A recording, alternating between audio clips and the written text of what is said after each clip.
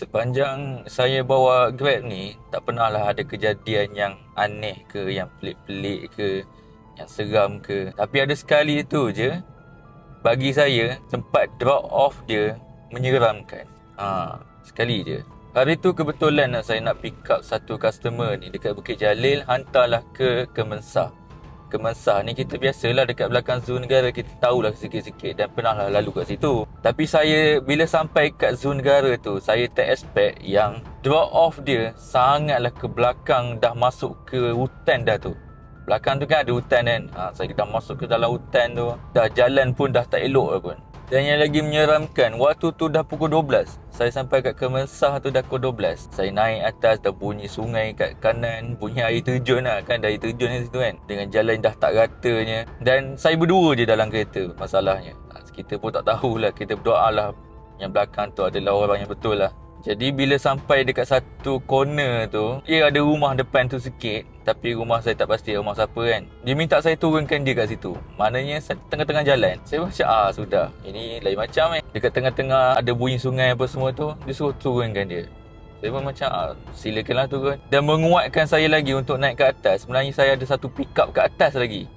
Ada satu ATV ke apa tak. Itu menguatkan saya lah untuk naik ke atas. Jadi bila saya dah drop tu, kira dah okey lah. Memang manusia lah orang tu. Jadi kita pergilah pick up second tu atas lagi. Ada ATV something kat atas tu. Sebabkan saya nak pergi ambil, saya tak nak turun seorang-seorang.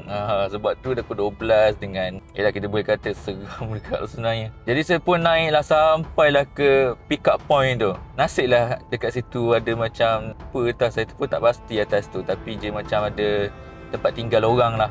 Walaupun dah atas macam tu, saya tunggu, tak ada pun orang tu. Dapatlah RM3. Nasib baik lagi dah dapat RM3 tu.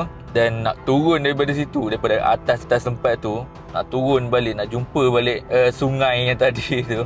Sampaikan saya terpaksa lah untuk menolak cermin atas ni kan. Memang saya tak nak tengok cermin apa semua. Tapi Alhamdulillah lah, sampai ke bawah tu ambil masa 15 ke 20 minit macam tu. Selamat jugalah. Alhamdulillah juga. Tak ada apa-apa yang berlaku yang pelik-pelik macam tu. Sebab kita dengar orang cakap macam pelik-pelik tu. Tapi tak ada. Jadi korang ada tak pengalaman yang seram macam tu lah? Itu pengalaman perjalanan yang seram pada waktu pagi. Dan tak adalah benda-benda yang pelik-pelik. So kalau korang ada cerita seram, korang boleh saja komen kat bawah. Let's go.